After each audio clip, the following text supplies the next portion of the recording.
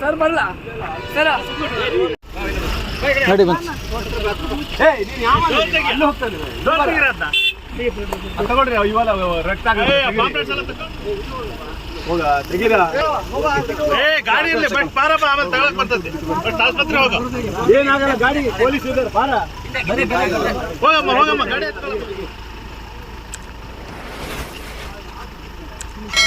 ಬಿಡಮ್ಮ ಇಲ್ಲೆಲ್ಲ ಸೈಡ್ ಬಿಡಬಾರ್ದು ಇನ್ಸೂರೆನ್ಸ್ ಇಲ್ಲ ಅಂತ ಹ್ಯಾಂಡಿಕ್ಯಾಪ್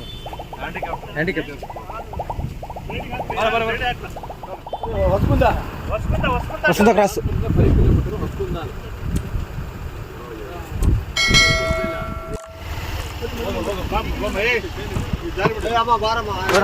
ನೀನು ಎಮ್ಮೆಲ್ರಿ ಬಾಮ ನೀನು ಅಂತ ಹೋಗಿ ಆಂಬುಲೆನ್ಸ್ ಕಾಯಕ್ಕಾಗಲ್ಲ ಹೋಗಿ ಹೋಗಪ್ಪ ಅಡ್ಮಿಟ್ ಮಾಡಿಬಿಡು ಇದರಲ್ಲಿ ಟ್ರೀಟ್ಮೆಂಟ್ ಕೊಟ್ಬಿಡಿ ಅಲ್ಲ ಪೊಲೀಸ್ ಇದೆ ಈಗ ಬರಬೇಕಾದ್ರೆ ಭಾಳ ಆಶ್ಚರ್ಯ ಆಗೋಯ್ತು. ನಾನು ಬಂದು ಟರ್ನ್ ಮಾಡ್ತೀನಿ, ಒಂದು ಕೈನೆಟಿಕ್ ಹೊಂಡ ಮುಂಚೆ ಹೊಡೆದು ಇದಕ್ಕೆ ಹೊಡೆದು ಗಂಡ ಹೆಂಡತಿ ಆ ಕಡೆ ಬಿದ್ದಿದ್ದಾರೆ, ಬೈಕ್ ಮಧ್ಯದಲ್ಲಿ ಬಿದ್ದಿತ್ತು.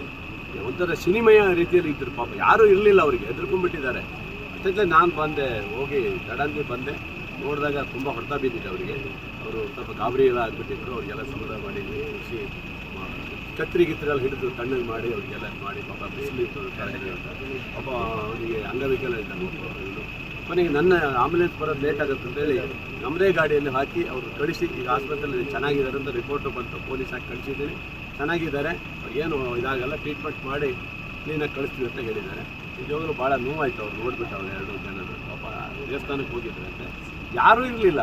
ಆ ಟರ್ನಿಂಗೆಲ್ಲ ಹೊಡೆದಿದ್ದಾರೆ, ಹೊಸಕುಂದ ಟರ್ನಲ್ಲಿ ಒಂದು ಇದಕ್ಕೆ ಹೊಡೆದು ಬಿಟ್ಟಿದ್ದಾರೆ. ಆ ಗಾಡಿ ಮಧ್ಯೆ ಬಿದ್ದಿದೆ ಬಿಟ್ಟರೆ ಅವ್ರಿಗೆ ಹೋಗಿ ಹೊಡೆದಕ್ಕೆ ಅವ್ರು ಅಲ್ಲೇ ಇದ್ದಾರೆ. ಆ ಎಮ್ಮನ ಸೀರೆ ಇದಕ್ಕೆ ಸಿಕ್ಕಾಕೊಂಡ್ಬಿಟ್ಟಿದೆ, ಎಲ್ಲ ನೀಲಿಗೆಲ್ಲ ಡಿವೈಡರ್ ಅಲ್ಲ ಇದು ಹಾಕಿರ್ತಾರೆ ಹಾಕಿರ್ತಾರೆ, ಅದಕ್ಕೆ ಸಿಕ್ಕಾಕೊಂಡ್ಬಿಟ್ಟು ಆ ಎಮ್ಮ ಬರೋಕ್ಕೆ ಆಗ್ತಿಲ್ಲ. ಇವನು ಅಲ್ಲೆಲ್ಲ ಮೂಲೆ ಮಲಗಿಬಿಟ್ಟಿದ್ದಾರೆ. ಬರೀ ನಾನು ಹೋಗಿ ಗಾಬರಿ ಆಗಿಬಿಟ್ಟೆ ಅದು ನೋಡಿಬಿಟ್ಟು. ಬರೀ ತಕ್ಷಣ ಎಬ್ಬಿಸಿ ಕೂರಿಸಿ ಪಾಪ ಮೇಡಮರು ಇದ್ದರು, ಅವರು ಸಹ ಎಮ್ಮಗೆ ಹೆಲ್ಪ್ ಮಾಡಿ ಎಲ್ಲ ರೆಡಿ ಮಾಡಿ ಕಳಿಸ್ಕೊಟ್ಟಿದ್ದೀನಿ. ಖಂಡಿತ ಒಳ್ಳೆಯದಾಗಿದೆ. Thank you.